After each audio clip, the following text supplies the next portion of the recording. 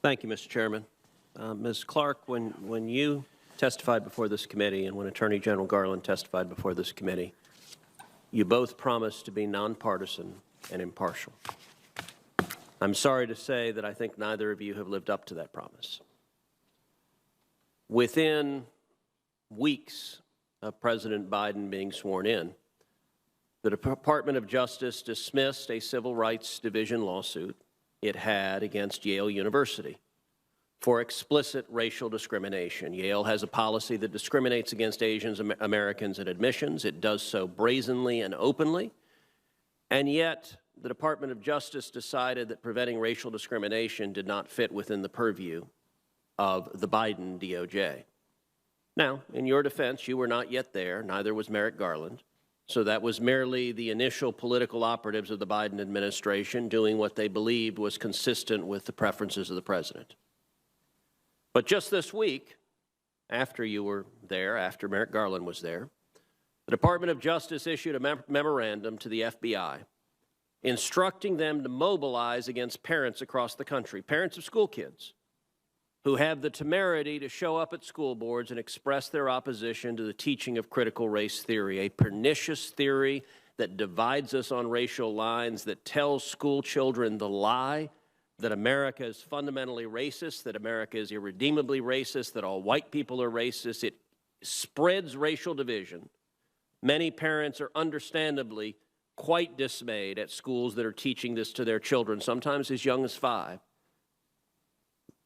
And yet the Department of Justice looked at that issue and decided to label the parents objecting to this teaching as domestic terrorists. Did you participate in discussions about the memo before it was issued? Senator, I can't talk about internal deliberations. You can't talk about whether you participated in discussions about the memo? No, but what I can tell you is that the Civil Rights Division will play a role going forward. The Attorney General has asked the department to undertake a review, and the division will participate in that review to determine how federal enforcement tools can be used to prosecute crimes. Do you believe parents objecting to the teaching of critical race theory have civil rights in the democratic process? I don't follow the question, Senator. You don't understand the question whether parents objecting to critical race theory have civil rights? The First Amendment is a core value in our democracy, and I didn't say free speech. I said civil rights. School board meetings are democratic. They are petitioning your local government. Do they have civil rights that the voting rights gives a damn about? Yet they have the right to express their view, to challenge the school boards, to ask. And is it beneficial for the Attorney General to label them as domestic terrorists and direct the FBI to target them? The Attorney General's memo deals with threats against public servants and says that threats against public servants are not only illegal, they run counter to our nation's core values. Do you believe parents objecting at school boards are domestic terrorists? I don't, Senator. Do you believe Antifa are domestic terrorists? I don't have a view about Antifa. Do you believe the Black Lives Matter protesters who burned shops, who firebombed police cars, who murdered police officers, do you believe they're domestic terrorists?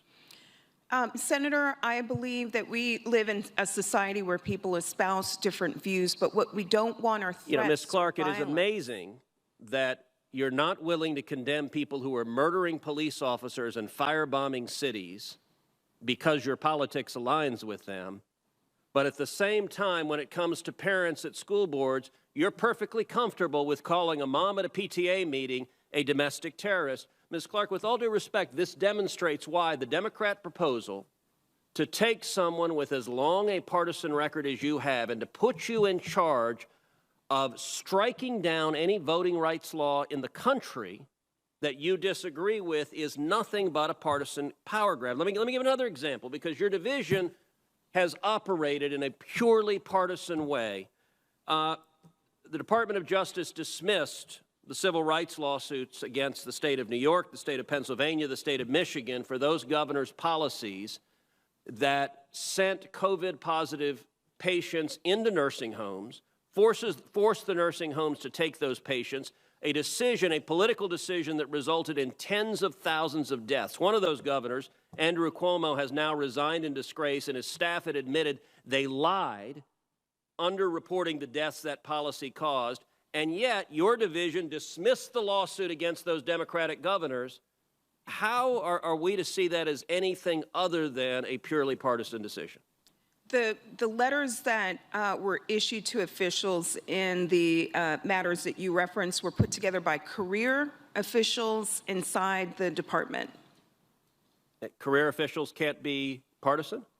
This department carries out its work free from political Are you interference. testifying to this committee that there are no career officials in the Department of Justice who are partisan?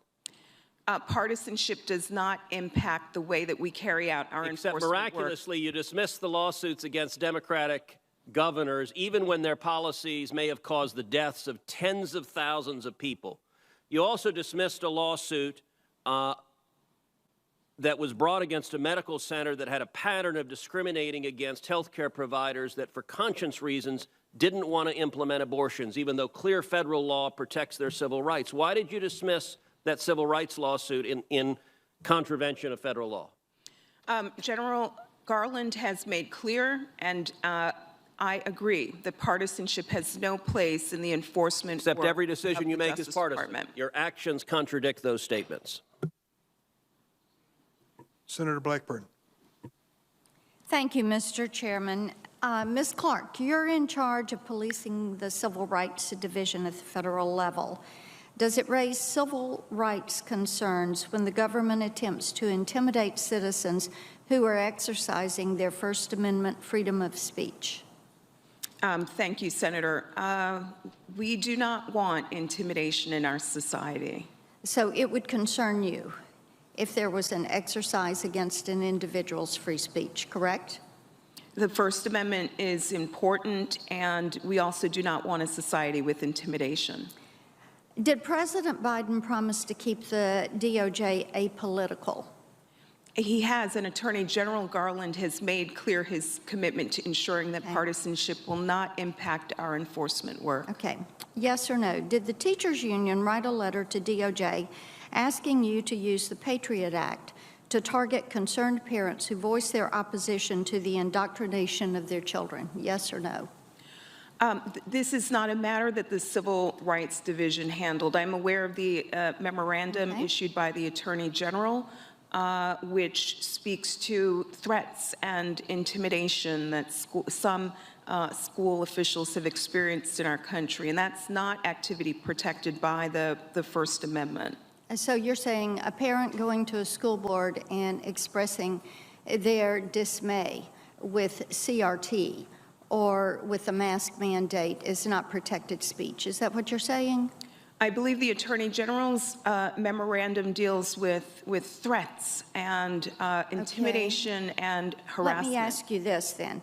Did DOJ issue the directive to the FBI to target parents in direct response to this letter from the teachers union, yes or no? Again, this is not a matter that the division handled, but what I can tell you is that the Attorney General said that, quote, threats against public servants are not only illegal, they run counter to our nation's core values. Do you believe it's appropriate to treat parents as domestic terrorists for daring to ask elected school board members questions about what is being taught to their children? Senator, while this is not a matter that the Civil Rights Division handled, this is a memorandum issued by the Attorney General. I know that the department is committed to ensuring robust civil discourse. Do you see any difference in somebody being a concerned parent and going to a school board meeting and asking questions, and then that individual being labeled a domestic terrorist and this being carried out by the FBI and the DOJ? Is that not a problem or a concern to you? The Attorney General's memorandum is focused on threats, on intimidation. So do you see parents as a harassment. threat? I Do you see don't, parents Senator. asking questions as a threat? Does DOJ see parents asking questions as a threat? Because we've seen reports from teachers, parents, and other members of a private Facebook group in Loudoun County, Virginia, that have been accused of compiling a list of names of district parents who oppose critical race theory in order to track, hack, and dox them, or even intimidate them into self-censorship. Should these teachers and other members of this private Facebook group be pursued by the FBI as domestic terrorists as well?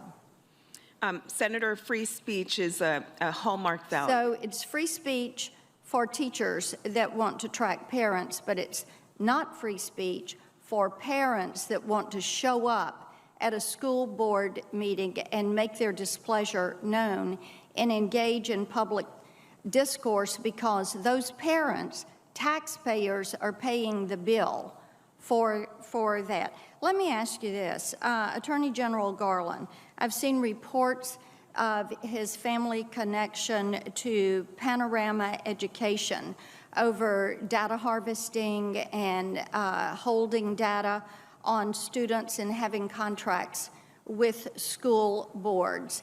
And we've had quite a bit of discussion about Facebook and the way they market and data mine children as young as 8 years old. Are you aware of that?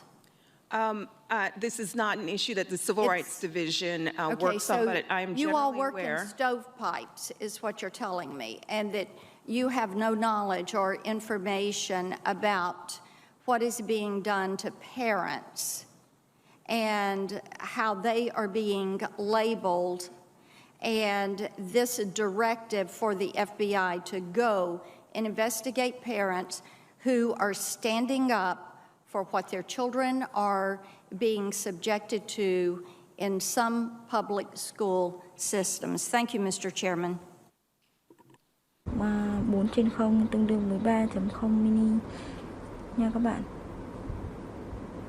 Đầu tiên chúng ta sẽ móc cho mình một mũi, một nút thắt.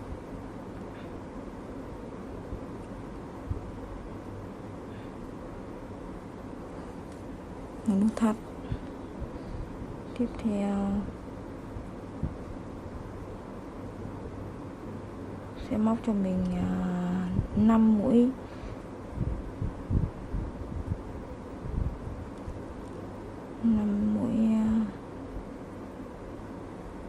Mũi gì hề? 5 mũi bím à?